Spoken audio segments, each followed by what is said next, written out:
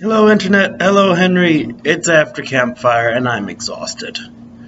It's about 12:30 in the morning. I am finally home from Thanksgiving with my family. This video is a week late because I was sick. I had a long week. Uh, I wasn't feeling too well this week, so I needed to not make a video. I apologize to no one. And that's all I'm going to say about that sentence. So let's get started. I feel like I should first off also acknowledge, I had a date with a girl last week, and it was not terrible. That's it. I'm not going to go into detail there, much like how Henry does not like to talk about jobs. I don't like to talk about people because my love, like all good love, is fleeting and slowly but surely disappearing from this mortal plane. I don't talk about dating, so no. My beard is so long and scruffy, and in the next video it's going to be gone pretty much because that's how No Shave November works. Yum, yum, yum, yum, yum. So that's all I have to say about that sentence. I'm so tired. I'm so exhausted. I'm so not feeling well. I'm still not feeling too great, which sucks. But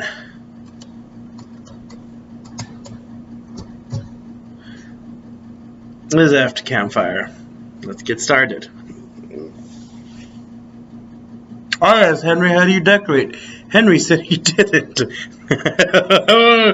I'm working on it. I have my one poster of the Rangers in the background. I have other ones.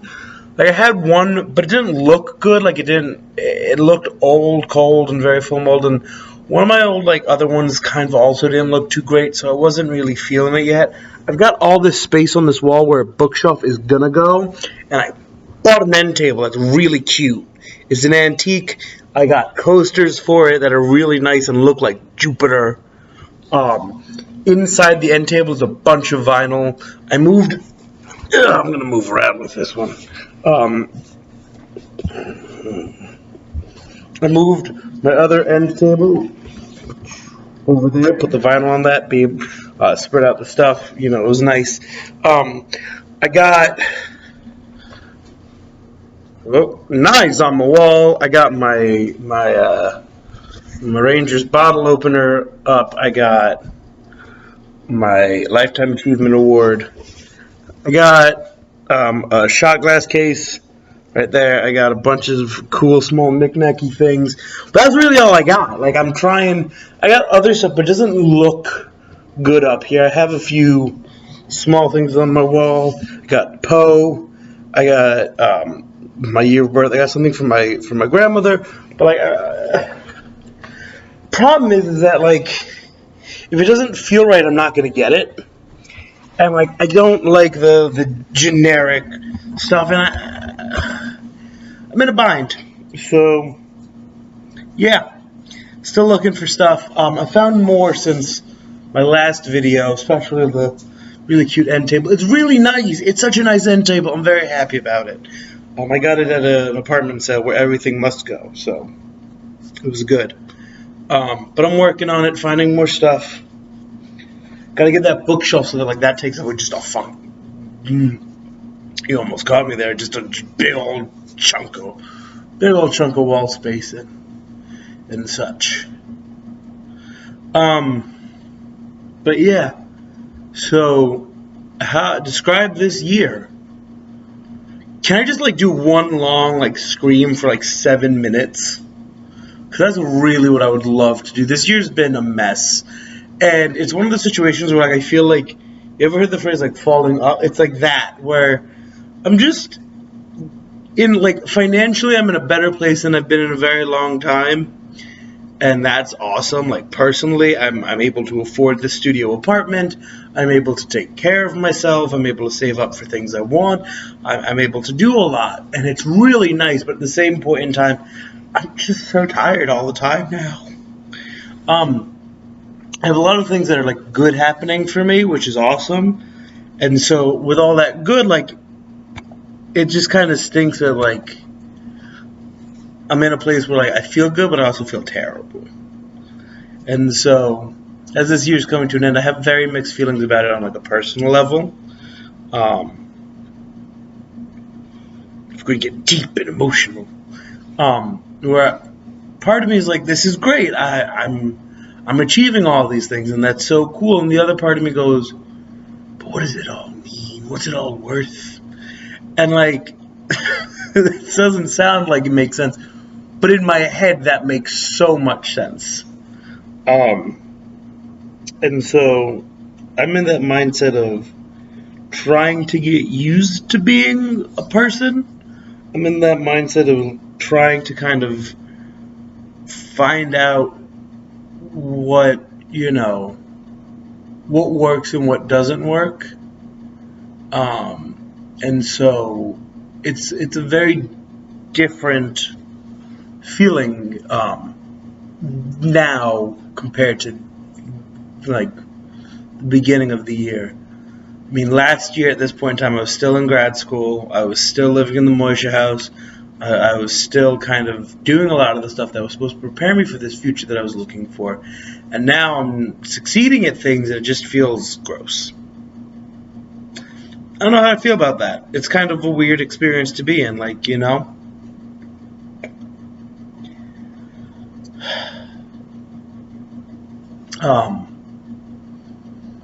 and so, like, for me, this upcoming new year is going to be very different in the sense of the location's different, the place people are coming from is different, the place I'm coming from is different. I mean, it's just a whole new experience, like mentally. And so that's kind of been a big thing. On like a social level, the world's falling apart, and like that in itself is a whole nother discussion. Like the world itself is just a mess.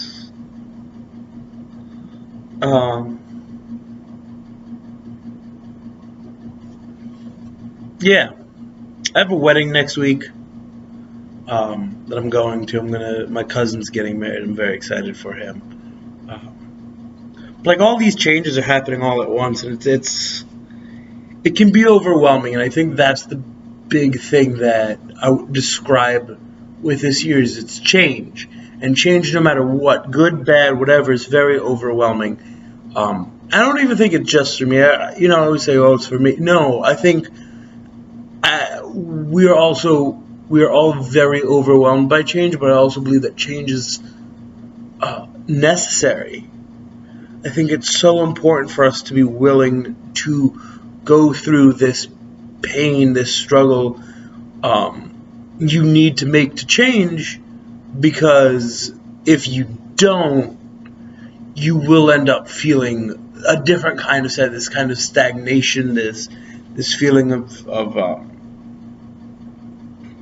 being lost. And so for me, I'm in that weird place of I know things are changing, I know things are going to be good because things are getting better.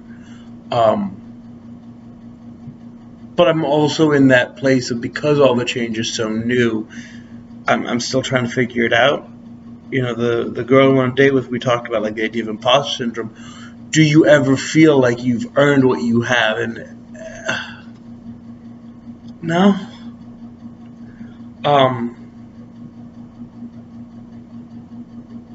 Yeah, that's it.